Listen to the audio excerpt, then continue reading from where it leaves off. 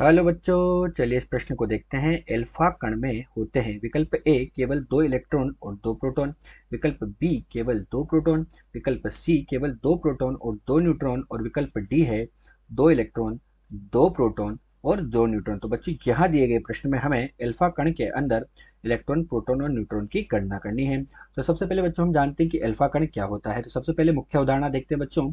तो उसमें हम क्या देखते हैं कि जो अल्फा कण होता है वो हीलियम का नाभिक होता है।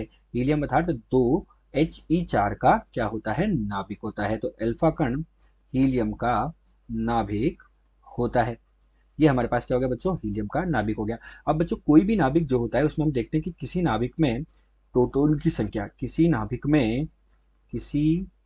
में तो कोई भी नाभिक हमारे पास है, उस नाभिक में हम बात करें तो हमारे पास जो प्रोटॉन की संख्या होगी वो क्या होगी। तो प्रोटॉन की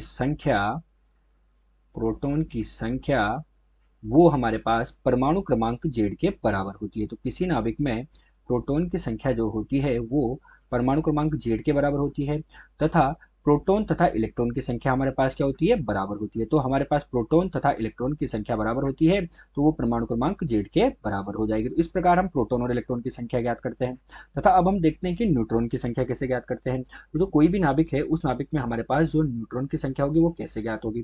तो न्यूट्रॉन की संख्या जो होती है बच्चों, उसके लिए हम क्या करते हैं, परमाणु द्रव्यमान संख्या जो होती है, परमाणु द्रव्यमान संख्या जो हमारे पास होता है ए, तो परमाणु द्रव्यमान संख्या उसमें से हम परमाणु क्रमांक को घटा देते हैं।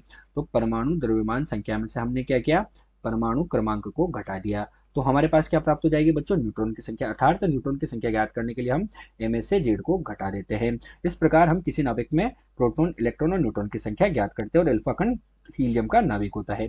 यही इस प्रश्न की मुख्य अवधारणा है। तो चलिए बच्चों अब हम प्रश्न को हल करते हैं। तो अब हम क्या करेंगे, प्रश्न का हल करेंगे। तो हम लिख रहे हैं प्रश्न का हल। तो सबसे पहले बच्चों हम क्या देखते हैं, जो हीलियम है 2He4, इसमें हम देखते हैं कि इसका परमाणु क्रमांक कितना है। तो हीलियम जो होता है बच्चों, इसका परमाणु क्रमांक है हमारे पास 2।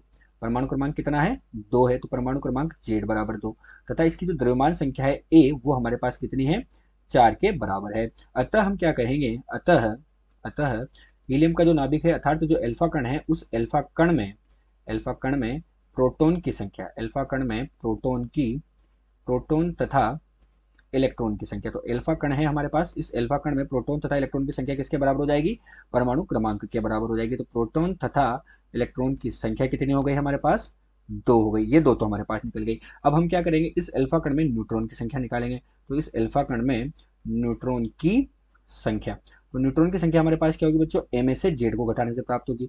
अर्थात कितना होगा, 4 में से 2 को घटाएंगे तो हमें कितना प्राप्त होगा, 2 प्राप्त होगा। तो इस प्रश्न में हमारे पास अल्फा कण में प्रोटॉन, इलेक्ट्रॉन तथा न्यूट्रॉन की संख्या कितनी प्राप्त हुई, 2, 2 और 2 के बराबर प्राप्त हुई।